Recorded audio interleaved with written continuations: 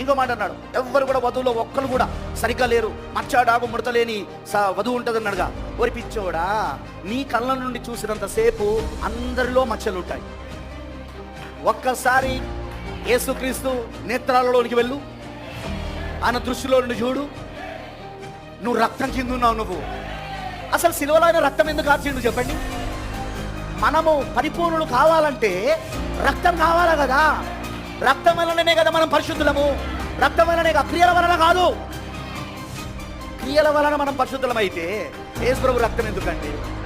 ఎవడైతే అదిగో వధువులో ఎవరిలో చూస్తున్న తప్పులున్నాయి అని అంటాడో, గుర్తు పెట్టుకో, వాడే శాస్త్రులు, పరిశీలన, సరిగ్గా ఆత్మ కలిగినోడు వాడు.